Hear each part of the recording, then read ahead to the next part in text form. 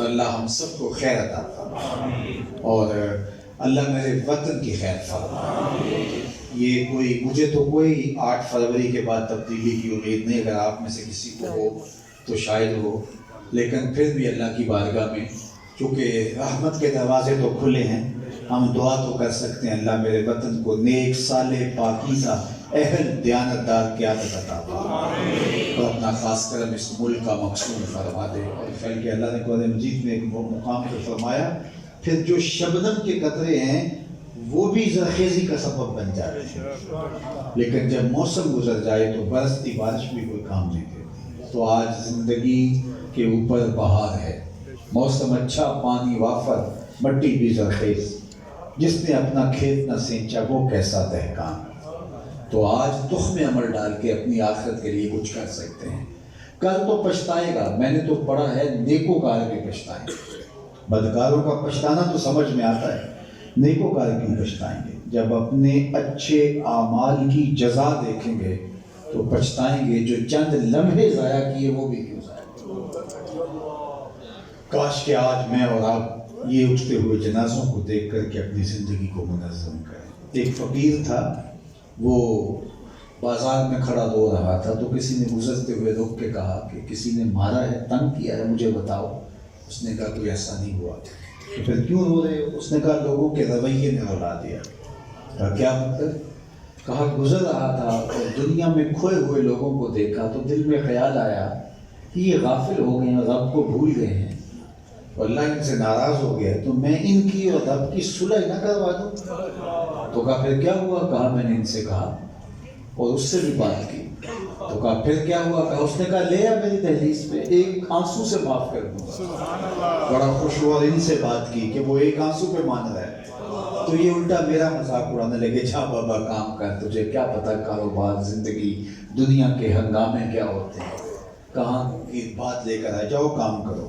مجھے ان کے سرد رویے نے رلا دی ہے، وہ تو معاف کرنے پہ آمادہ ہے، یہی نہیں مان رہے، ہم تو مائل بکرم ہیں، کوئی سائل ہی نہیں، راہ دکھلائیں کسے راہ روے منزل ہی نہیں، جلوائے طور تو موجود ہے، کوئی مسائل نہیں۔ وہ تو معاف کرنے پہ آمادہ ہے، وہ تو مان رہا ہے، یہی نہیں مان رہے، تو مجھے ان کے رویے نے رلا دیا ہے، تڑپا دیا، دکھی ہو گیا، اس لیے رو رہا ہوں، ورنہ کوئی جنہوں نے مجھے اور اذیت نہیں دی، ان کے رویے نے مجھے اذیت پہنچی۔ 2-4 دن کے بعد وہی فقیر قبرستان میں کھڑا رو رہا تھا، اور یہی شخص دوبارہ ادھر سے گزرا، دیکھا وہی بابا قبرستان میں کھڑا رو رہا ہے، تو پھر رک گیا۔ کہا بابا بازاروں میں بھی روتا ہے، قبرستانوں میں بھی روتا ہے، آج کیا مسئلہ ہے؟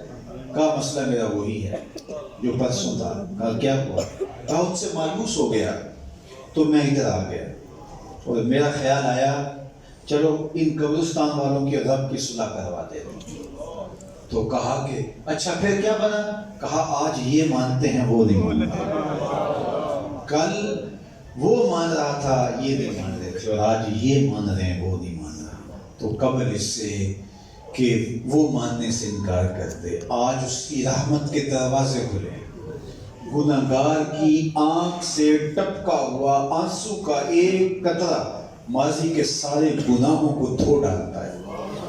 آج اس کی رحمت کو دریا بہ رہے ہیں۔ جس شخص نے خوف خدا سے، خشیت الہی سے آنسو بہائے، اور کتنے آنسو بہائے، دریا بہ گیا نہیں، اس کی پلکوں کے بالوں میں سے ایک بال کی جڑ گیلی ہو گئی، صرف اتنا ہو گیا، اس کے پلکوں کے بالوں میں سے ایک بال کی جڑ گیلی ہو گئی۔ تو قیامت کے دن وہ بال کھڑا ہو جائے گا، مالک یا مجھے نکال لے یا اسے جنت عطا کر، میں اس کو جہنم میں نہیں جانے دوں گا۔ تو اللہ تعالیٰ اس بال کی سفارش پر اس بندے کو جنت عطا کر دے گا، اور جہنم کی نجات کا ذریعہ بن جائے گا وہ ایک بال۔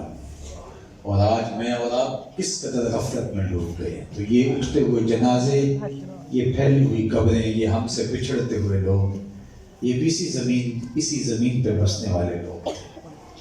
میں اور آپ اگر اپنی یادداشتوں پر زور دیں تو کتنے بچپن کے دوست، کتنے کاروبار کے دوست، کتنے رشتہ دار، کتنے ہمسائے، کتنے عزیز، کتنے میل ملاپ رکھنے والے، چاہت رکھنے والے، کتنے لوگ تھے جو آج ہمارے اندر موجود نہیں ہیں۔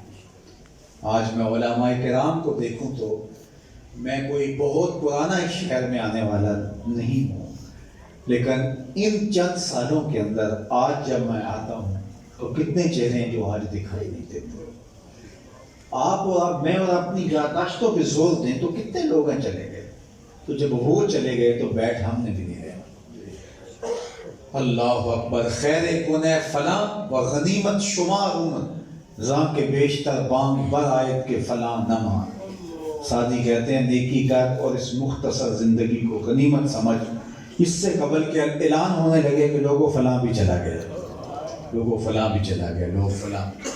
روزانہ صبح اٹھتے ہیں تو کوئی کان میں آواز پڑ رہی ہوتی ہے کہ فلاں فلاں کا بیٹا، فلاں کا باپ، فلاں کا بھائی قضاء الہی سے انتقال کر گیا، جنازے کا اعلان بعد میں کیا جائے گا۔ تو کتنے اعلان ہم روز سنتے ہیں، تو کیا ساری زندگی لوگوں کے سنتے رہیں گے؟ ایک دن ہمارے نام کا اعلان بھی ہونے والا ہے اور ہمیں نہیں پتہ کہ وہ کب ہو جائے۔ تو جب یہ طے شدہ حقیقت ہے، امر واقعی ہے، تو پھر ہمیں اپنی اس مختصر زندگی کو منظم کرنا ہوگا، اور یہ اللہ اور اس کے رسول کی عطا ہے اس امت کے اوپر۔ ماضی میں گناہ کی توبہ اتنی آسان نہیں تھی۔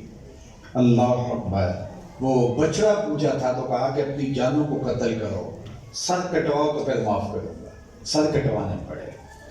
لیکن یہاں کیا ہے، گنہگار کی آنکھ سے نکلا ہوا آنسو کا ایک قطرہ اللہ کے غصے کی آگ کو ٹھنڈا کر دیتا ہے۔ اللہ اکبر، کتنا کریم ہے، کتنا کریم ہے۔ لیکن میں اور آپ اپنی زندگی کو غفلت شعاریوں میں بسر کرتے ہیں اور سمجھتے ہیں کہ کوئی بات نہیں، طول عمل بربادی کا سبب ہے۔ شیخ سعدی شیرازی فرماتے ہیں کہ تیری داڑھی تیرے بعد آئی اور سفید ہو گئی اور تو کالے کا کالا ہی رہا۔ اپنی زندگی، اپنے شب و روز، اپنے معمولات حیات پر غور کر کے ہمیں اپنے آپ کو منظم کرنا ہوگا، مرتب کرنا ہوگا۔ تھوڑا سا وقت اللہ نے دیا ہے، 5 وقت کی نماز مشکل نہیں ہے اگر ہم طے کر لیں کہ ہماری زندگی کی ایک ایک سانس اللہ کے کرم کی محتاج ہے۔ ہم نے 2 وقت کا کھانا کھانا ہو تو 8-10 گھنٹے مزدوری کرتے ہیں، کتنی مشقت اٹھائی جاتی ہے 2 وقت کے کھانے کے لیے، لیکن اس مالک نے ہمیں کتنا کچھ یوں ہی عطا کر رکھا ہے۔ تو اس کے حضور میں جھکا جاتا، اس کے حضور سجدہ ریزی سے ہمیں جو ہے وہ پریشانی ہوتی ہے، اور سارا دن کیا کیا کر رہے ہوتے ہیں۔ تو مجھے اور آپ کو اپنے مالک کی دہلیز پہ آ کے اپنے عمل کے ساتھ اس کی رضا جوئی کے لیے کوشش کرنی چاہیے، ورنہ جب وقت آ گیا تو پھر ٹھہر نہیں سکے گا۔